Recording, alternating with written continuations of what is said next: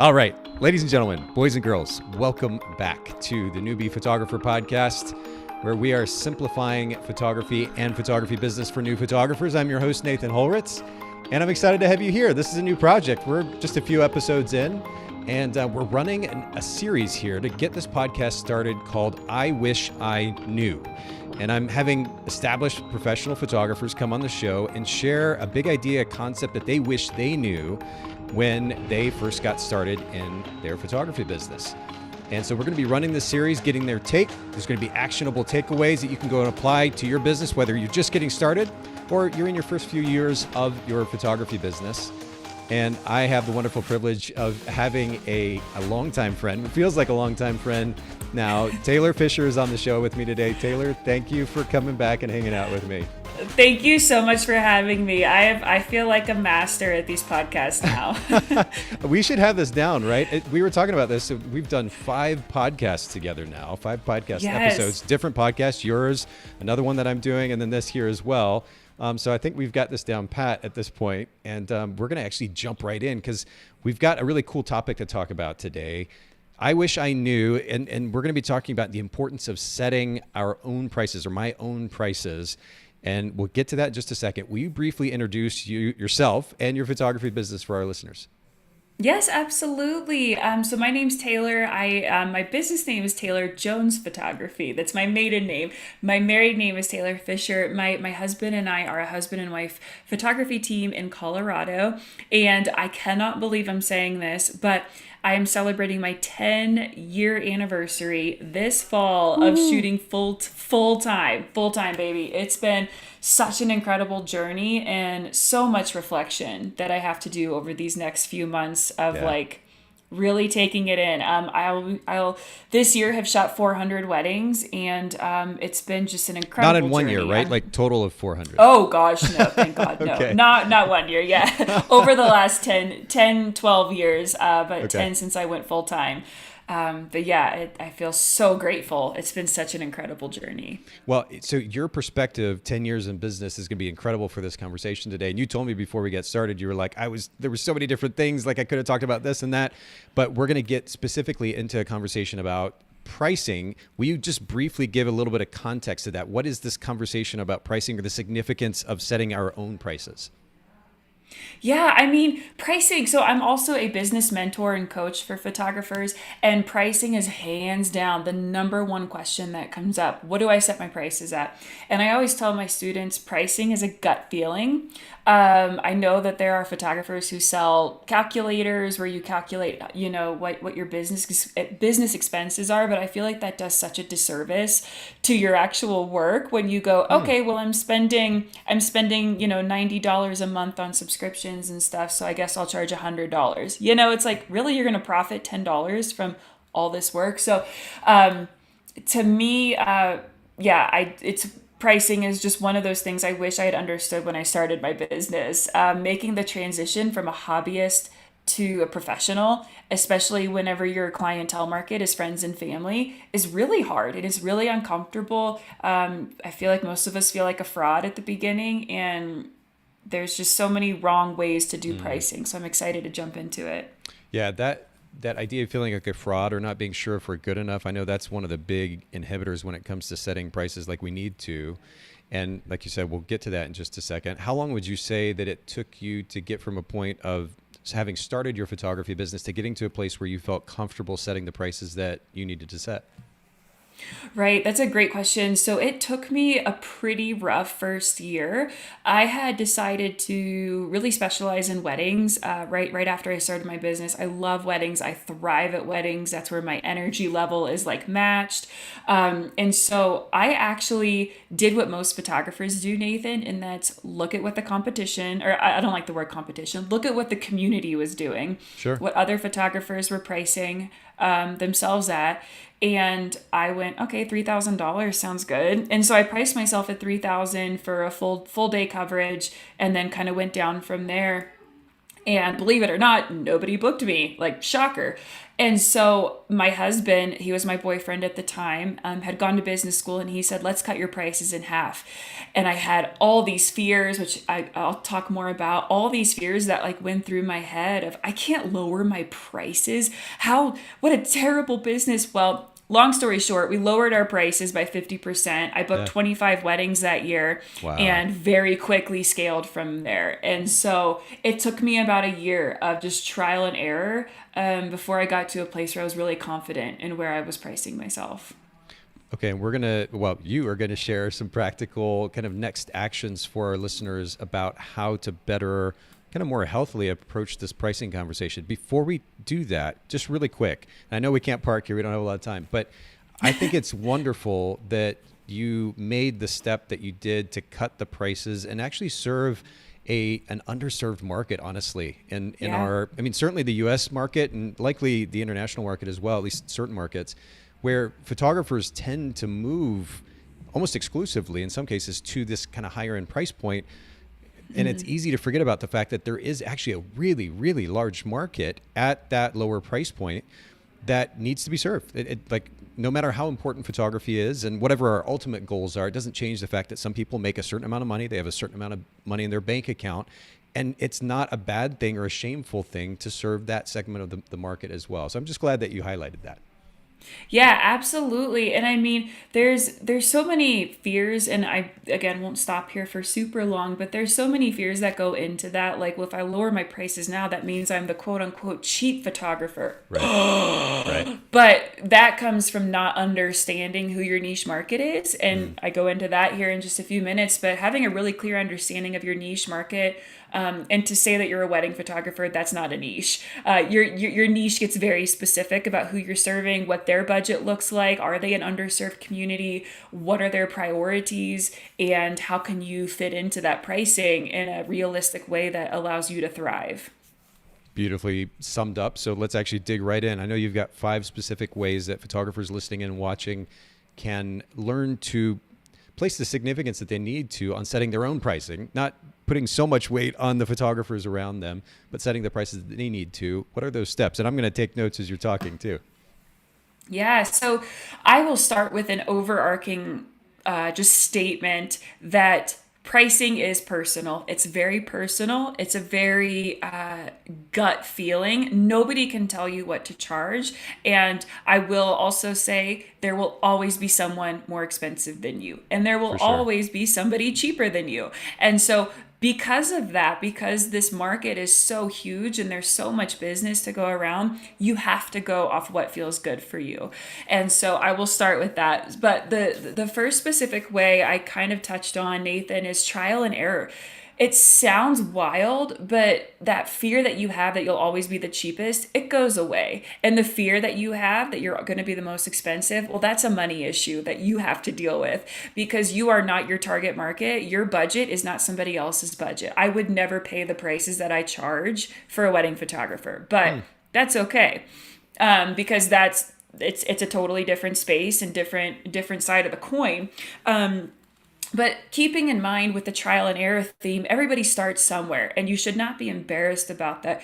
But we price ourselves according to our experience and where we are right now, not where we want to be in, 3, 5, 10 years. And so when you're pricing yourself, keep that in mind. You have total flexibility because guess what? You're an entrepreneur. And I think there's a lot of confusion when photographers start out because most people are coming from, Nathan, a corporate background where they're told what the prices are. They're told what to do. They're told how to do X, Y, and Z. There's deadlines. As an entrepreneur, you just are pulling numbers out of thin air. You're like, I don't know. Nobody's telling me what I should price myself at. Right. So give yourself permission to play with it, to do trial and error. Like I said, I priced myself really high for the experience that I had at that point in my career and the portfolio that I had. I was talented. I was very talented even back then. And I can say that now because my style hasn't changed a whole lot in 10 years. But I didn't have the experience. I didn't have the confidence going into a meeting. charging $3,000 because I pulled that number out of thin air. And now we're at $8,000 for that same package, and I'm getting ready to raise it to $10,000 for that same package. Wow. Okay. And so, yeah, it feels really empowering, but you can see you have room for trial and error. The second is, I touched on it as well, have an idea of your expenses, but do not try to price yourself based on a formula or like the calculators that like people will sell. Some people will sell like pricing calculator so that you know what to price yourself at. I don't believe in formulas, which is like, it costs me X amount to run my business, so I should charge X amount. I really believe that you'll do yourself a disservice pricing that way. So the formula that I like to use, there's like two kinds of formulas that I like to use. I'm a very feelings person. Money is just an exchange of energy. So how do you spend your time? Like you wouldn't look at somebody else and go, well, they're spending their time X way, I should be doing it that way too. You're just exchanging energy when you transfer money. And so looking at it in this formula, I value my time X amount at this point in my life and in my business. It's such a gut feeling. And so when I was in my early 20s, I was charging $80, $75 for a photo shoot because I didn't have a mortgage, I didn't have kids, I didn't have a husband, I didn't have anybody relying on me. I was fine charging $75 because to me that felt like a win. Well, now I charge $750 for the same session, but I'm 10 years into my career and I needed to price myself for being 10 years into my career with 2 kids and a husband and a mortgage and goals outside of my business. And so don't be embarrassed. Price yourself where you are at this point in your life. And that's going to feel a lot better than looking at somebody else and just grabbing whatever number they're using. Before you keep going, I know we don't have a lot of time, but just ahead. a quick question about that, because I'm also concerned. I know a lot of photographers, and by the way, myself included, I shot weddings for about 10 years. I started back in 2001 or so, and I had no idea what it meant to manage my finances personally or professionally at that point. I was like 21 years old. And so the idea of not being formulaic in any way or not looking at expenses and thinking about how much money I need to make to pay the bills, to cover my expenses, and also to have some profit to put into the bank, I'm a little nervous about just leaving that as is, because don't you think there's some significance to that process? There is, but you have to look at your goals. I had just quit my corporate job to be a full-time photographer. And so I priced myself differently, but earlier, before I had quit my corporate job, I just wanted some extra money to go on vacation. And so Sure. You really have to be honest with yourself. If you're looking for beer money, great, get your beer money. If you're looking for vacation money or to save for Greece, great, do that. Okay. If you're pricing yourself to make this a livelihood and a full-time career, price yourself accordingly. And I do think that you should have a pulse. Of course, I think everybody should understand what money is going out, but don't just use that, because most photographers will feel guilty and they'll go, I'm spending $90 on like a month on whatever, or 150 or 500, whatever you're spending every month on your business. So I'll just charge that. Well, then you're just breaking even. And so if you're not pricing for profit, then what's the point of all of it? You're not just doing this for fun. Right. Yes, it is fun, but you're pricing yourself to have an actual business and livelihood and to live life on your terms. Okay. All right. So we started with trial and error, and there is definitely experimentation. I mean, I'm 20 years or so, 22 years into entrepreneurship myself, and I'm still experimenting all the time. It is trial and error because we learn as we go. And I think that's a great encouragement and reminder for those just getting started in business, that it's okay to experiment. You try something. If it doesn't work, you shift direction, do something different. That's a really great reminder. The second thing was to don't simply price based on a formula. Kind of look at all the moving parts involved and not just simply running it through a calculator. And then what's the third step or third next action? The third one I touched on earlier as well. You need to know your niche market and what their financial commitments look like. I am a firm believer in finding your niche market and serving them really well. And as I said before, being a wedding photographer is not a niche. That's just an industry. Your niche is who is hiring you. Who are the people that are actively seeking you out because they connect with you on such a deep level that they're willing to pay you to capture this time for them. So I say know your niche because One of my students that I have, she lives in rural Indiana. And she wants to charge more for her sessions, but she doesn't think that people in rural Indiana are going to be willing to pay for like her prices. And I told her, well, then it's not about you, it's about them. If they're prioritizing their money in other areas, then that's on them. But people who are going to prioritize family shoots are going to be willing to pay this price that you're asking of them. So you do need to have a really, really good understanding about your niche market, and where they prioritize their finances. For some people, like, if you're living in New York City and they have a $3,000 budget just to eat out every month, that's incredible. Good for them. They may or may not be prioritizing family photos. And so understanding your niche is a huge, huge piece of pricing early on, and knowing what people are willing to pay. Sounds good. We've got just a few minutes, and I think we've got a couple points left, right? Yeah. I'll go quickly. Fourth is working for free is a choice, not a necessity. So you're moving into the photography world and business to make a livelihood, not, again, to have beer money, unless you are, and that's totally fine.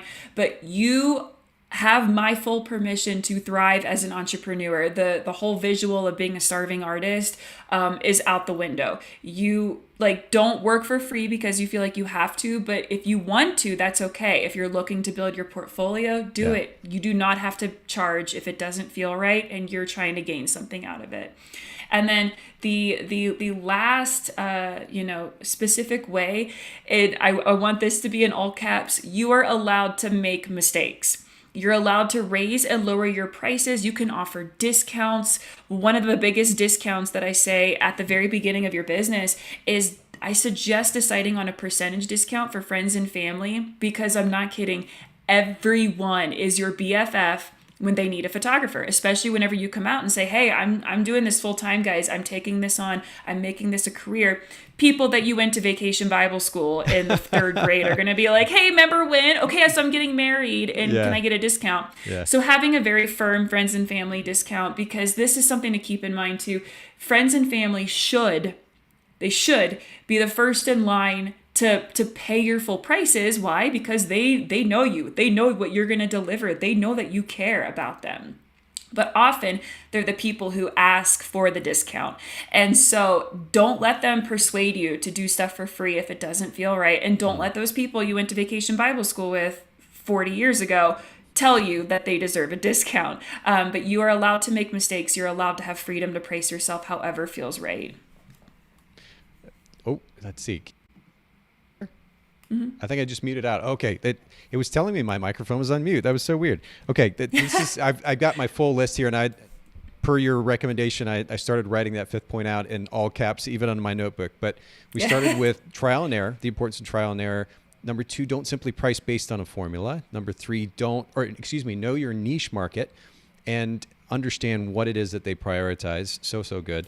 Number 4, working for free is a choice, not a necessity. And this really plays to this idea that you mentioned earlier, which is that we need to stop putting so much weight on the opinions of other photographers and how we think they perceive us, right? There's a lot of projection going on there. We need to do what is right for us, for our business, and that's really important. And then number 5, you are allowed to make mistakes. That kind of goes back to that idea of trial and error. And I think that's a really great reminder for everybody listening and watching. You're just getting started. Maybe you're even trying to figure out how to get started. It's okay to experiment, to make a mistake here and there. Just course correct, move forward, and you'll be good to go. So I appreciate these recommendations, these reminders. This is really good, Taylor. Remind our listeners not only where they can find you, but also where they can learn a little bit more too. Because we were just barely scratching the surface today. I know you've got a lot more education to offer. Yeah. Yeah, so if you go to taylorjones.co, I'm actually like I said earlier, a business coach and a photography business coach. I have a group coaching course. It's 15 weeks that I am getting ready to launch. Feel free to go check that out. There's a ton of information and pricing, transparent pricing on the website. On Instagram, it's at Taylor Jones Photography. And then I also have my own podcast called The Fearless Fempire for creative entrepreneurs. Perfect. And I'm popping these all up on the screen as well. Taylor Jones Photography, Instagram, taylorjonesphotography.com, and then, of course, taylorjones.co, and you can learn more about that education. Thanks again, Taylor, for hanging out with me. Thanks, Nathan.